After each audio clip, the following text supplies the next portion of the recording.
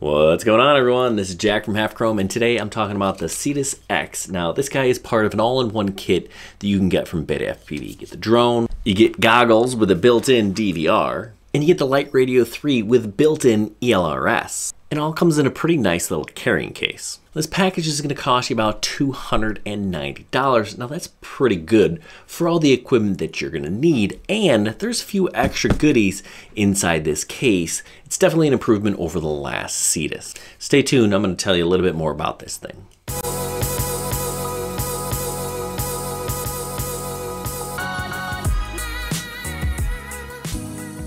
Now, before I get into the review of the Cetus, I want you to know that Beta FPV right now is running a Black Friday sale. So if you see this video for the next couple of days after its release, there is a coupon code down below where you can save 20%, not just on this, but on a whole lot of their products. I'm a big fan of some of their pusher drones. They've got the whole Pavo lineup.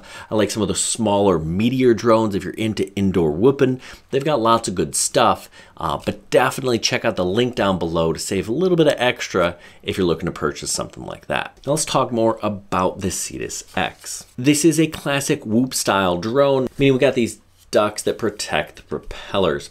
These are brushless motors, and they're larger than a lot of the other Whoops. In fact, this is a pretty big Whoop itself at 95 millimeters from here to here. Most of the drones we deal with are 65 or 75. There are a few 85. This guy's even bigger than that. Now, it is sub 250 grams, so you don't have to register it inside the US. Right? This is a 75 millimeter Whoop. Just for comparison's sake, you can see that it's a lot bigger. This is actually the Emax Tiny Hawk 3, and I'll talk a little bit about this and how this kit compares to this one a little bit later. So these 1103 11,000 kV motors, they pack a pretty solid punch. In fact, this is a 2S drone, but they've done it a little bit differently. You can see I've got two batteries in here. There are two 1S batteries, and they're the Beta BT 2.0 connectors, and they're connected here. You gotta kind of connect them both in to get this thing to work. So there's that. Now you can expect to get up to 5 minutes of flight time. I was getting less than that, and I found some battery sag going on. Now the BT 2.0 connector does a really nice job when you're flying 1S. I don't think it does quite the job when you gotta run two of them for 2S. So there is that. Now the camera here is a standard nano type camera. It's not great, but it's not terrible either. We can project up to 400 milliwatts of output power from this thing, and it's switchable 25 to 400. This is really a pretty rigid style frame, and I was flying it indoors, and actually I got a lot of that. If you get close to the wall, it gets sucked in. You get that with this frame. And it's kind of solid, so this isn't really great for indoor flying, in my opinion. It does okay outside. You can see I definitely have some grass stains on this guy, but I found the power to weight ratio a little odd, and it just wasn't as controllable as a lot of the other Whoops that I fly. So there is that. Now I do like that they have this adjustable camera angle. We can go from 0 to that's about 40 degrees or so, and that's pretty nice. That's not something you were able to do with some of the other Cetus drones, so it's nice that they took that into consideration. You know, this rigid design's pretty durable, but I think you're gonna hit something hard, it's going to crack. Welder glue is a big friend of mine and a friend of most Whoop pilots. You're gonna definitely wanna pick up that. That's how you're gonna repair a lot of these cracks and things that happen, although kind of inspecting here, I don't see any damage other than really just some dirt and grass, so that's a bonus. Okay, so here I am flying the Cetus X in my basement, and you can kind of see here, I think it's probably just a little bit big for flying indoors. It's a little bit heavy, a little bit rigid. If I'm gonna bump something, it might break it or might scratch it, and that's gonna make my wife upset. Here, I'm actually getting sucked to the ceiling, so I found that when I got too close to structures, you kind of get that like vortex effect, and you can see this. I'm kind of bouncing all around with this. You know, it just doesn't seem to be, it's not easy to manipulate the throttle with this quad, and you can kind of see that in my flight. There I am getting kind of sucked to the wall, bouncing all over the place. It's not as easy to control as as I think one of the 65 or 75 millimeter whoops. So just kind of keep that in mind. But it's also, this is a bigger drone with 2S battery. Here I'm getting sucked to the ping pong table. So yeah, you know, if you're thinking, you know, first time drone flyer, I'm gonna fly inside, probably get something smaller. Now here it is outside. Now that was an angle mode where it was self-leveling. Here I am in full-on acro mode or air mode. And you can manipulate the quad a little bit more. You can do some flips and some rolls. Now this was not a super windy day, and it did kind of get pushed around a little bit. You can kind of see a little bit of wash out there. So again, not built for acro flying. And I think this is kind of indicative of what the camera and VTX combo will do for you, right? I'm sitting on the porch there. That was all me hitting the tree there. But it's not the world's greatest camera combination, right? This is an analog quad. Here I am flying it in horizon mode, and you can see the camera just really kind of dark.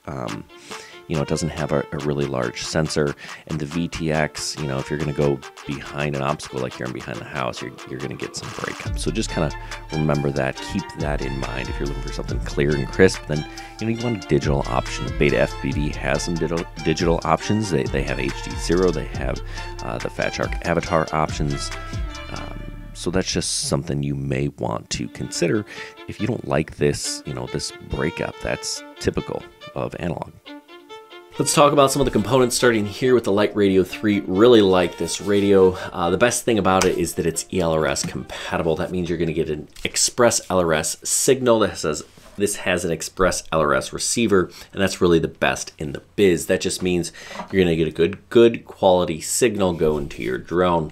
Sticks are okay. We've got a little spot for a lanyard. I do like the buttons and the switches versus like the metal style switches. They don't break, right? If I was to drop this remote, and I have seen that happen where people drop the remotes, lands on one of those switches and it breaks and you're out of luck. These are going to be a little bit more durable. Now it does look like I have a port here, so I could update this radio with something else. So, you know, maybe if I don't want to fly Express LRS and I want, you know, an FR Sky, I could put a module in there for that. So definitely kudos to Beta FPV for including a good radio. And it's got a USB-C on the bottom. That's important because this will work with a simulator. Best way to learn how to fly FPV is with a sim. I did a whole kind of experiment with that.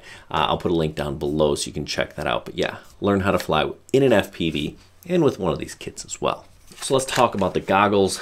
They're fine, right? They're pretty much standard box goggles. We've got this antenna here that move. It's a nice little touch. Maybe that helps a tiny bit. I don't know how much, but it does. But over here, this is what you want. This is a slot for a micro SD card. That means you can record your flights, and that's definitely a bonus. These buttons are pretty well laid out and easy to understand. We've got a USB-C over here on the side, so we can charge this with a cable just like the remote. I found these to be fairly comfortable on my face. You know, there's a little bit of light leakage here on the bottom, but that's to be expected with pretty much any standard box goggle. Now, believe it or not, the thing that I like most about this kit is actually the convenience of this case. This is a really nice case, and Beta FPV really put some thought into it. You can see when we open it up here, I've got all of this stuff really nicely kind of laid out and in place with this Velcro stuff, right? Things aren't falling out. I even have a spot up here for my charger, my cables, my extra props. Everything goes in there really nicely. Now I did get 4 batteries with this set. Really that means 2 because remember, I gotta use 2 at a time in order to fly this drone. Beta FPV even included some gimbal covers so that, you know, this remote isn't going to break in transport. Even though you have that Velcro, it keeps it pretty secure, but just a nice little touch. They did some really nice little things to make this a pretty solid package. Now there's a cable here coming out the back, and they've included a connector so I can connect this thing to Betaflight and kind of customize it the way that I want. Now, I didn't actually like the way this thing flew indoors or out a whole lot. It was just kind of hard to control. It just wasn't super predictable with the throttle management. Maybe that's a me problem, but I fly a lot of drones and I found this one just a little bit too antsy or touchy. I don't really know how to describe it, but it just wasn't smooth. Now, I fly a lot of drones, like I said, and I fly a lot of whoops, and I prefer the smaller ones. This is a 75. You can see it's a lot smaller. Even something like this, a 65 smaller yet. I really do like the smaller ones. They're not as powerful, but if you're gonna fly indoors, that's what I would suggest because they're gonna go through obstacles a little bit better.